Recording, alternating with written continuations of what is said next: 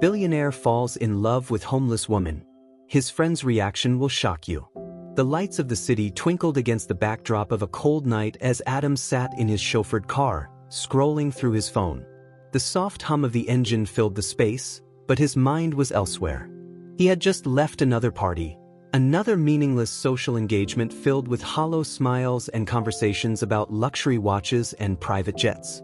It was the same routine he'd followed for years, yet tonight, something felt different.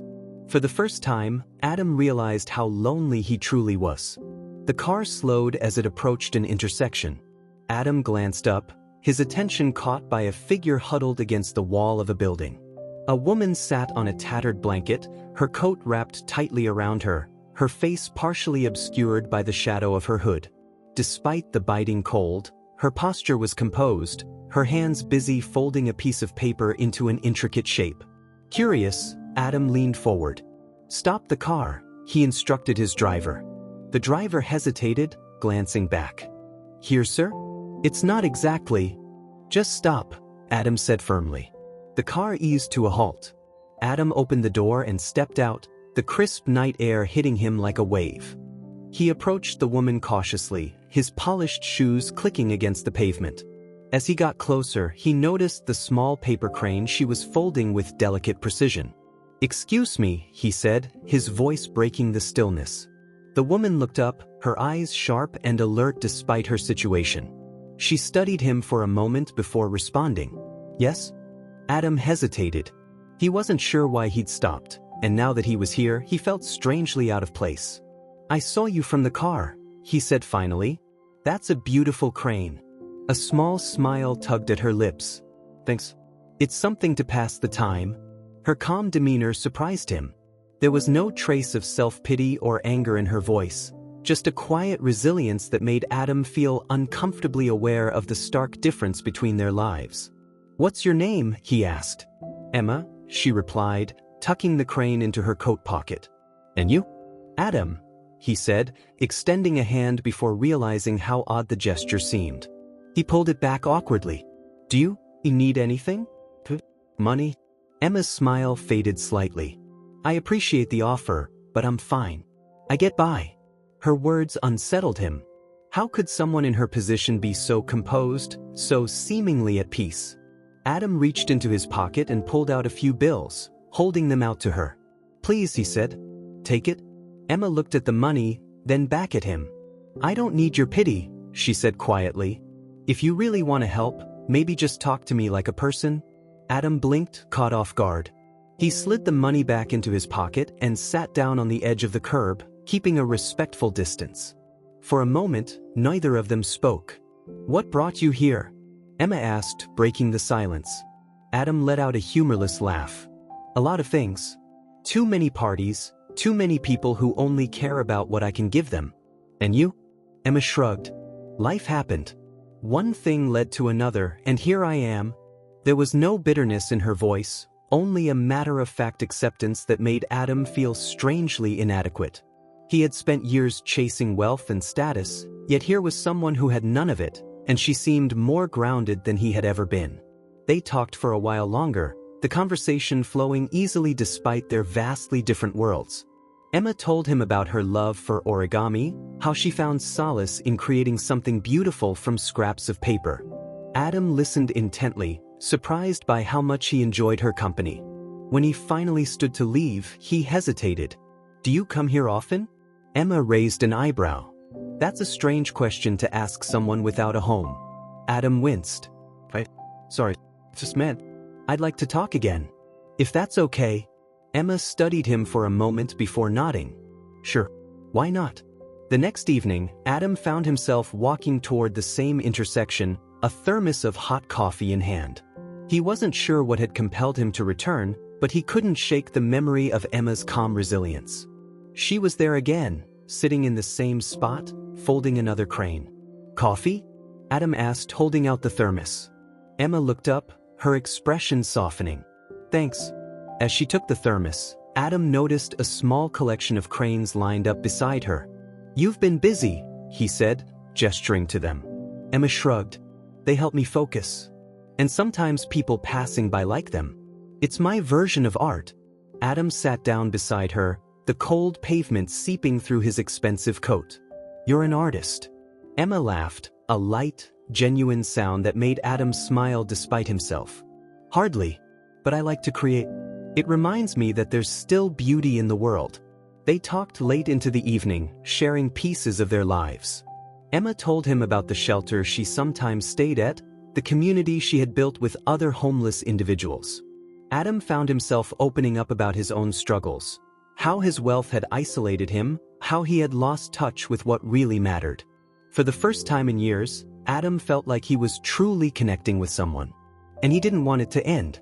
Over the next few weeks, Adam and Emma fell into a quiet rhythm. He visited her regularly, often bringing coffee or food, though she rarely accepted more than what was necessary. Instead, she preferred their conversations, moments of genuine connection that felt increasingly rare in Adam's life. At first, Adam didn't tell anyone about Emma. It wasn't intentional, he simply didn't know how to explain her to the people in his world. How could they understand why a billionaire would spend his evenings sitting on a cold curb, talking to a homeless woman? Yet, as his bond with Emma deepened, it became harder to keep her out of his thoughts and his life.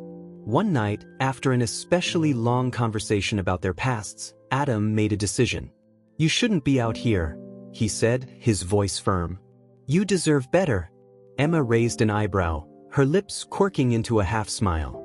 "I appreciate the sentiment, but it's not that simple." "It can be," Adam insisted. "I could help you find a place. A job even." Emma sighed, setting down the paper crane she had been folding. "Adam, I know you mean well, but I've been through this before. People offer help, and it comes with strings. I'm not a project to be fixed." Adam opened his mouth to argue but stopped himself. She was right. Emma wasn't some problem he could solve with money. She was a person with her own agency and choices. "I want you to be safe," he said finally. Emma's expression softened. "I know. And that means more to me than you realize." Despite Emma's reluctance, Adam couldn't shake the idea that he needed to do more. He started researching local shelters and outreach programs, looking for ways to make a tangible difference. At the same time, he found himself withdrawing from his usual social circles. The parties and high society gatherings felt hollow compared to his time with Emma. It wasn't long before his absence was noticed. "Where have you been hiding?" asked Charles, one of Adam's oldest friends, during a lunch meeting at a private club. Charles was the epitome of privilege, with an air of entitlement that often grated on Adam. "You've been skipping events left and right?" "I've been busy," Adam replied vaguely, sipping his coffee. Charles smirked. "Busy with what? Don't tell me you found a woman." Adam hesitated, and in that moment of silence, Charles's eyes lit up. "You have, haven't you? Who is she?" "It's not what you think," Adam said quickly. "She's different." Charles leaned back, intrigued. "Different how? Come on, don't leave me hanging." Adam sighed, knowing there was no point in hiding it. "Her name's Emma. She doesn't come from our world." Charles's smirk widened into a grin. "You mean she's not rich? Well, that's a first. What does she do?" Adam hesitated again. "She's between jobs." The half-truth wasn't enough to satisfy Charles, who leaned forward eagerly. "Come on, Adam. What's her deal?" "She's homeless," Adam said bluntly, his voice quiet but firm. For a moment, Charles said nothing. Then he burst out laughing. "You're kidding, right? Please tell me you're joking." Adam's jaw tightened. "I'm not." The laughter died on Charles's lips as he realized Adam was serious.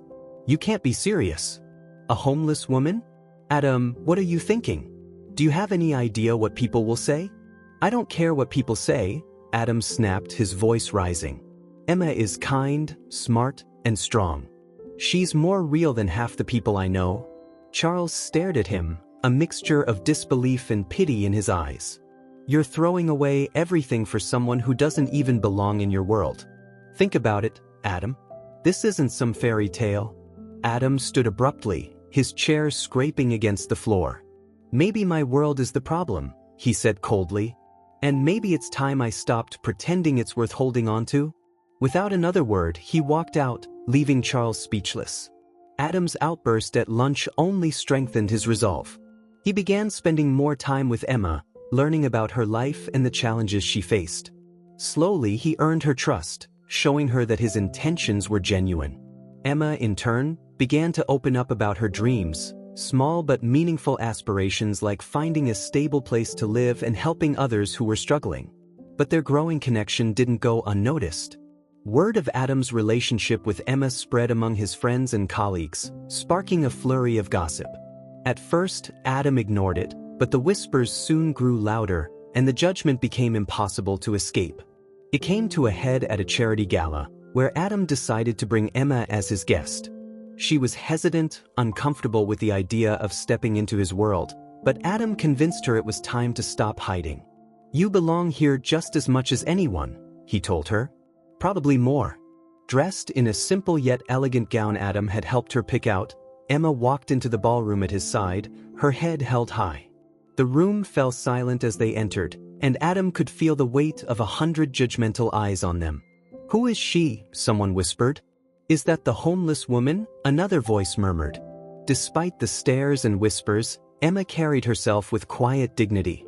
She had faced far worse than the disapproval of the wealthy elite, and she wasn't about to let their opinions define her. But not everyone was content to let her presence go unchallenged. Well, Charles drawled, approaching them with a smirk. "You weren't kidding, Adam. I have to say, this is bold."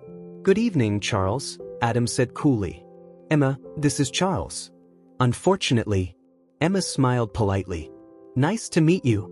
Charles ignored her, turning his attention to Adam. "I hope you know what you're doing. This little experiment of yours won't end well." "It's not an experiment," Adam said firmly. "Emma is with me, and I'd appreciate it if you showed her the respect she deserves." Charles raised an eyebrow, clearly unimpressed. "Respect is earned, Adam. And some people just don't belong here." The words hung in the air like a slap. Emma's expression remained calm, but Adam could see the hurt in her eyes. Without thinking, he stepped forward, his voice low and dangerous. "You're right, Charles. Respect is earned. And you just lost mine." The tension was palpable as Adam took Emma's hand and led her away, leaving Charles fuming. It was a small victory, but it marked a turning point for Adam. He was done hiding, done apologizing for the choices that made him happy. The car ride home from the gala was quiet. Emma stared out the window, her reflection flickering against the city lights, while Adam sat beside her, his jaw clenched. He could feel the weight of her silence, heavier than any judgment they'd faced that evening. "I'm sorry," Adam said finally, breaking the silence. Emma turned to him, her expression unreadable. "For what?" "For dragging you into that," he replied. "For making you deal with people like Charles." Emma shook her head, a small, tired smile on her lips. "You didn't drag me into anything. I chose to be there. But it's a lot."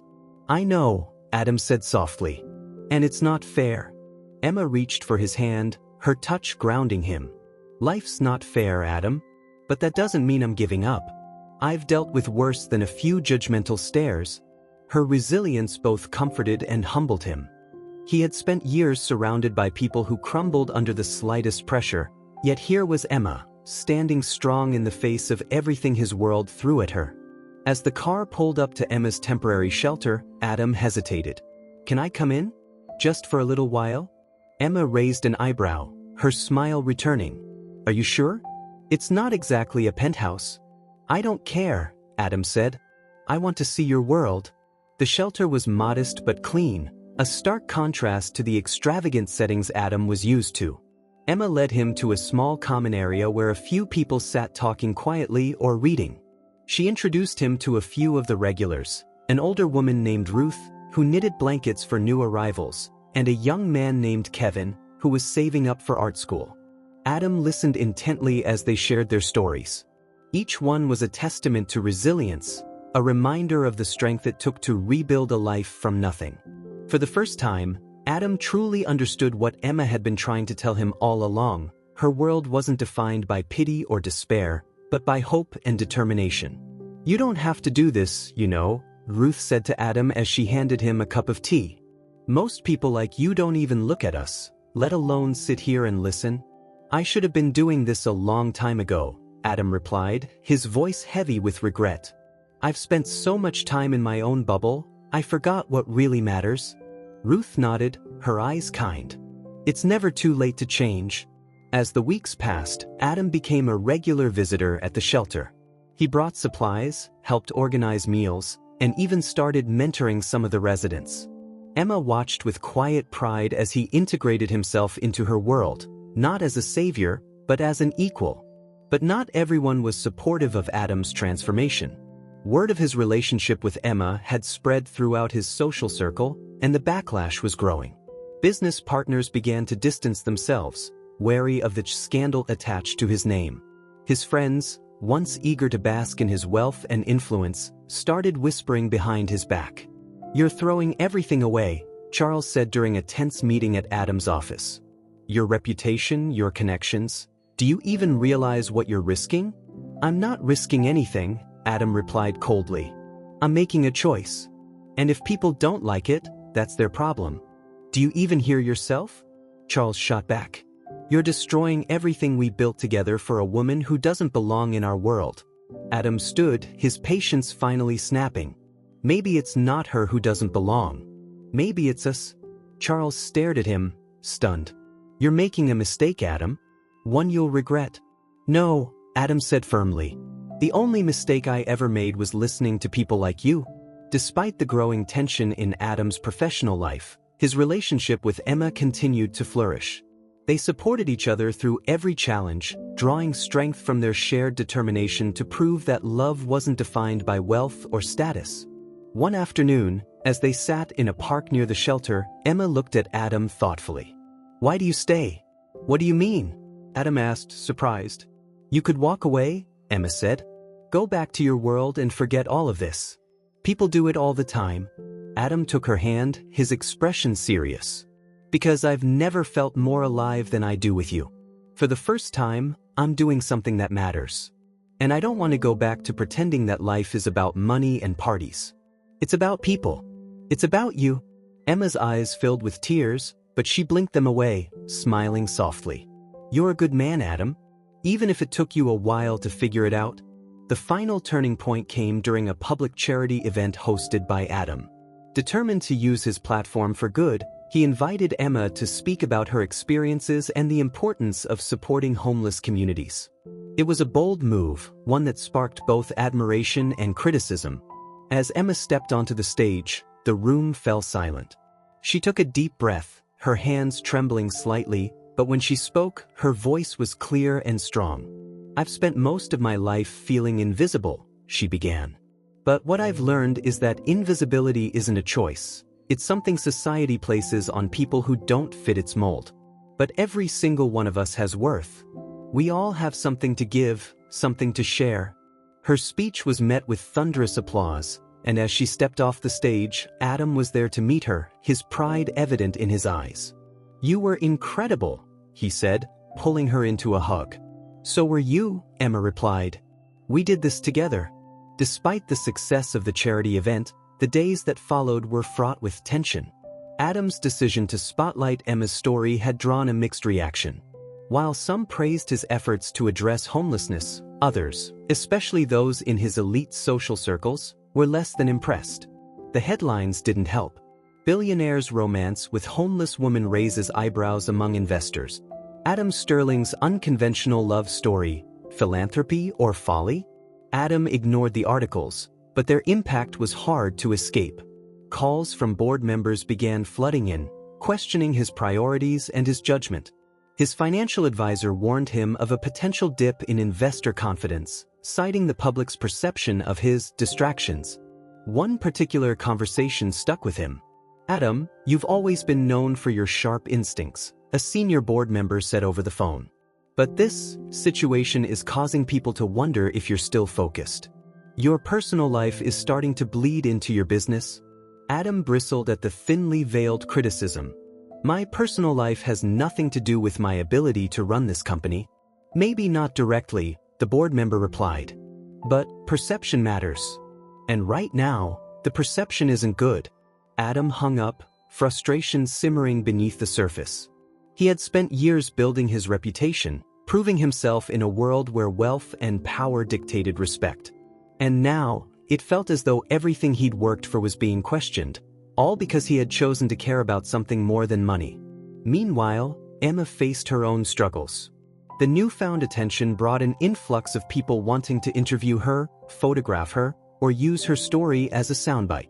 Some were genuine in their curiosity and support, but others seemed more interested in sensationalizing her life. One afternoon, as Emma walked through the shelter, she overheard two women whispering. "She's lucky, isn't she?" one of them said. "From the streets to dating a billionaire. It's like something out of a movie." "Yeah, but do you think it's real?" the other woman replied. "Or is she just using him to get out of this life?" The words stung more than Emma cared to admit. She had fought hard to maintain her independence, even as Adam tried to help her. She hadn't asked for his wealth or his connections, only his companionship. Yet, here she was, being reduced to a stereotype. That evening, she brought it up during their usual meeting in the park. "Do you ever feel like you're fighting a losing battle?" she asked, her voice tinged with frustration. Adam looked at her, surprised by the question. "What do you mean?" Emma sighed. "No matter what I do, people only see the surface. To some, I'm just a charity case. To others, I'm a gold digger. And now, you're dealing with all this pressure because of me." "Emma," Adam said firmly, "this isn't because of you. It's because of them. People are uncomfortable when their assumptions are challenged. That doesn't mean we stop fighting." "But what if it's too much?" Emma asked, her voice barely above a whisper. Adam reached for her hand, his grip steady. "Then we fight harder. Together." Their resolve was tested again at a board meeting a few days later. Adam had called the meeting to propose a new initiative, a company-sponsored program to provide housing and job training for homeless individuals. It was an idea inspired by Emma's experiences and the stories he had heard at the shelter. "This isn't just about charity," Adam said as he addressed the room. "It's about creating opportunities for people who have been overlooked. It's about showing that we can use our resources to make a real difference." The room was silent for a moment before one of the board members spoke up. "It's a noble idea, Adam. But is this the right time? Our investors are already concerned about your focus, and this could be seen as a distraction." Adam's gaze hardened. "It's not a distraction. It's a responsibility. We have the means to make a positive impact, and I believe that's worth pursuing." Another board member chimed in. "But what if it backfires? What if people see this as you prioritizing your personal interests over the company's success?" "Then I'll take the hit," Adam replied without hesitation. "I'm not asking you to choose between profit and purpose. I'm saying we can do both." Despite his passion, the meeting ended without a resolution. The board agreed to review his proposal but made no promises. As Adam left the room, he couldn't shake the feeling that his fight had only just begun. That evening, Adam visited the shelter, hoping to find solace in Emma's company. She was in the common area, helping a young mother organize her belongings. When she saw him, her face lit up with a smile that eased the tension in his chest. "How'd it go?" she asked as they stepped outside for some air. "Not great," Adam admitted. "But I'm not giving up." Emma nodded, her expression thoughtful. "You're a stubborn man, Adam Sterling. And you're a stubborn woman," he replied, grinning. "That's why we work." They stood in comfortable silence for a while, watching the city lights flicker in the distance. Despite the challenges, there was a quiet strength in their bond, a reminder that even in the face of adversity, they weren't alone. As the days turned into weeks, the pressure on Adam intensified. The board members were polite but increasingly skeptical of his direction.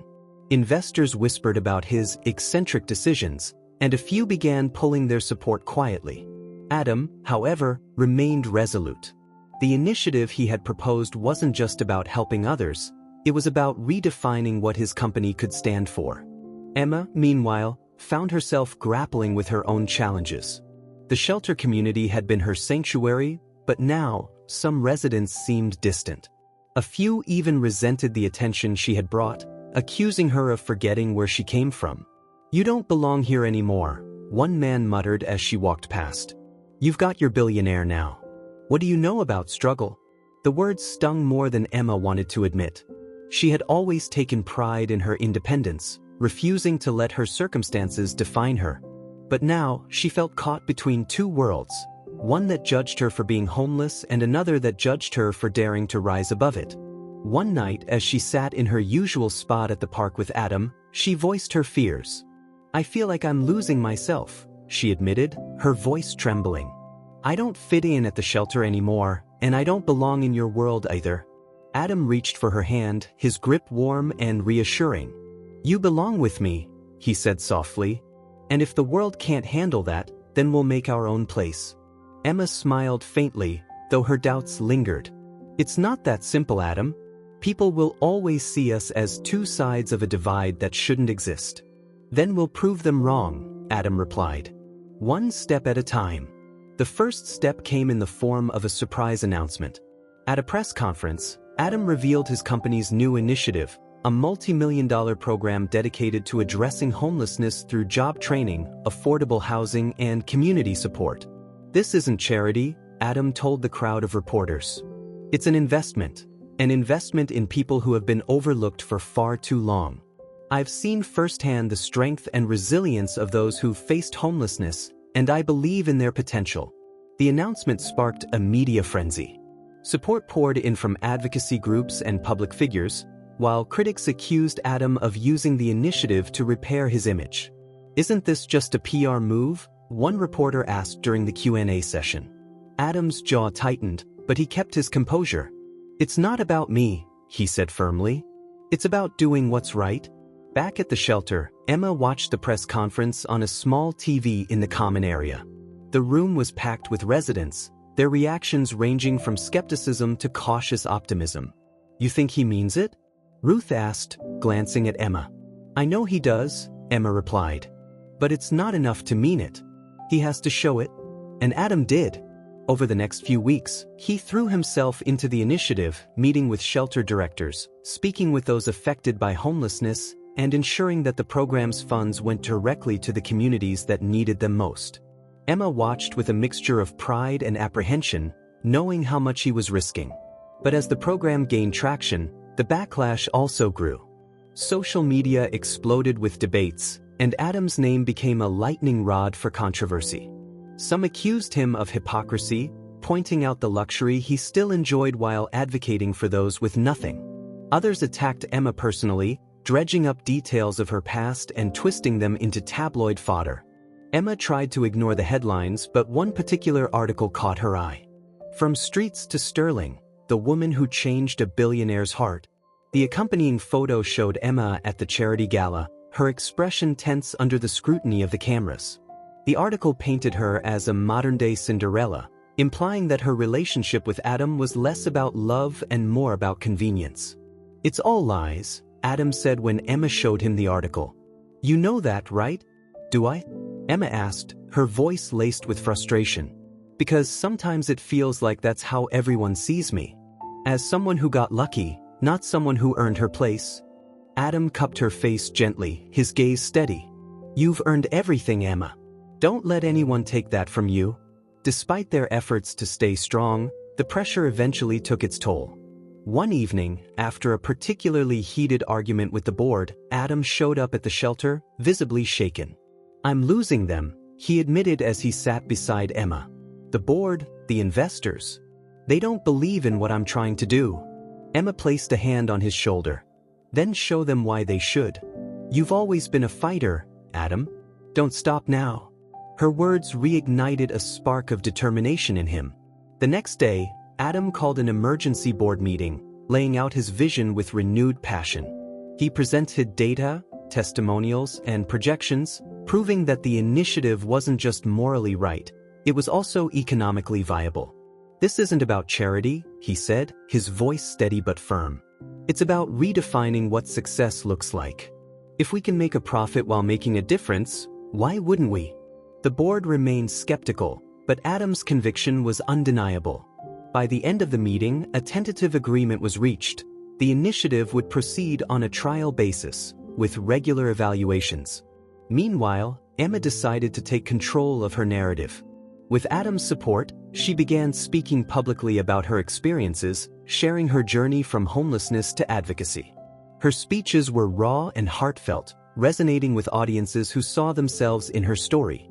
At one event, she stood before a packed auditorium, her voice unwavering. "I'm not here because someone saved me," she said. "I'm here because someone believed in me. And that's all anyone needs, a chance to be seen, to be heard, to matter." The standing ovation that followed was a moment of triumph, but Emma knew their fight was far from over. The following weeks were a whirlwind of activity. Adam's initiative gained traction, with shelters across the city reporting positive impacts from the new funding and resources. Testimonials from people who had benefited from the program began circulating, silencing some of the skeptics. But not everyone was convinced. At a high-profile business conference, Adam found himself facing a barrage of questions from fellow CEOs. One particularly vocal attendee, a prominent real estate mogul, took the opportunity to challenge him publicly. "Sterling," the man began, his tone dripping with condescension, "you've built your career on hard work and smart investments. But now, you're funneling millions into a program that offers no guaranteed return. Tell me, how is that good business?" Adam met the man's gaze, his expression calm but firm. "It's good business because it invests in people. When you lift communities, you create opportunities for everyone. The return might not be immediate, but it's real." The man smirked. "And what happens when your investors pull out? When your company starts bleeding money because you prioritized charity over profitability?" Adam didn't flinch. "If that happens, then I'll take responsibility. If that happens, then I'll take responsibility.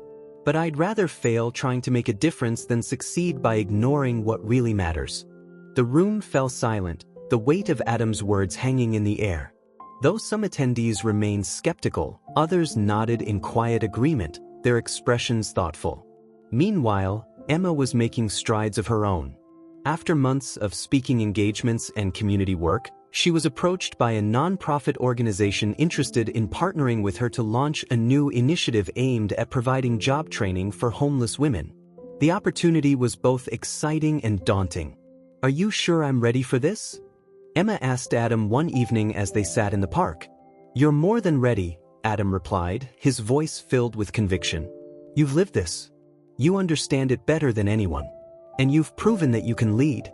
Emma smiled, though doubt lingered in her eyes. "What if I fail?" "Then you'll learn and try again," Adam said. "But I don't think you will.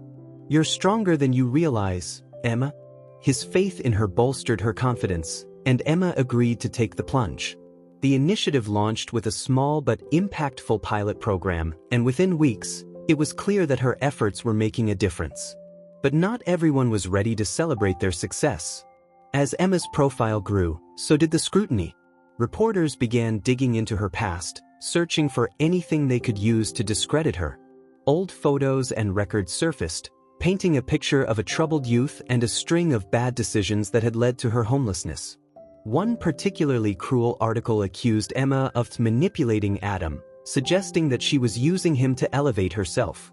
The headline read, "Gold Digger or Hero? The Truth About Adam Sterling's Controversial Partner."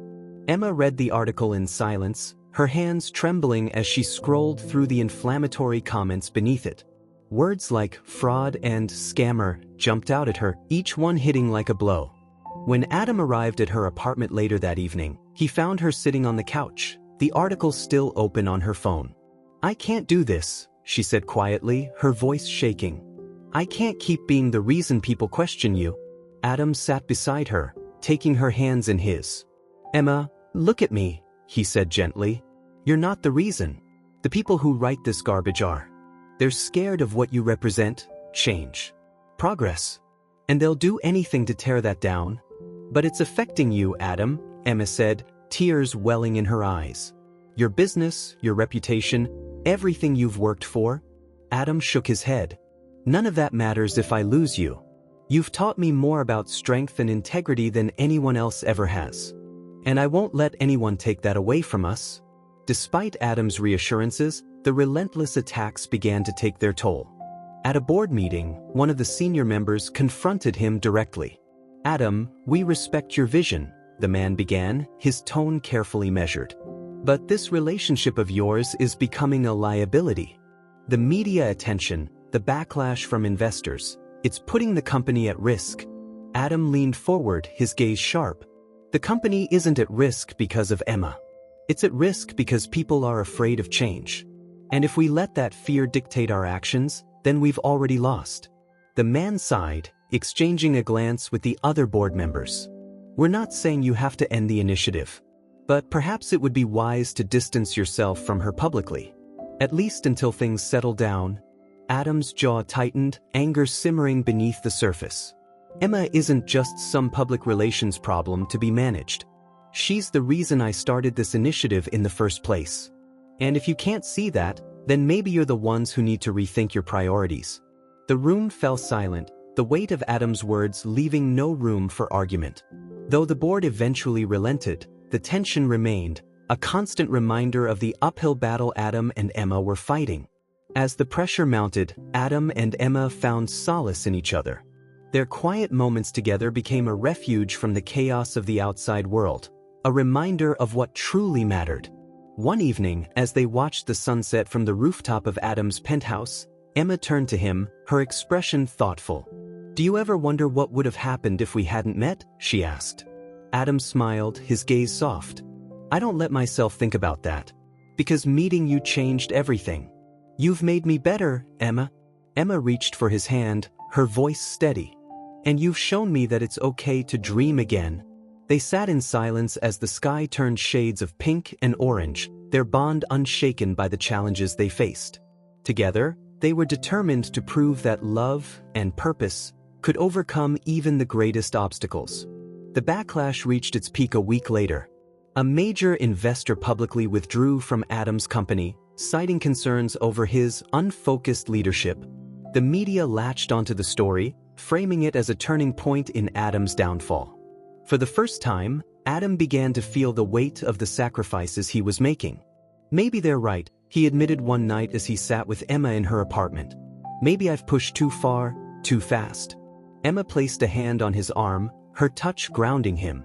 "Adam, you've come this far because you believed in something bigger than yourself. Don't let their fear make you doubt that." "But what if I lose everything?" he asked, his voice heavy with uncertainty.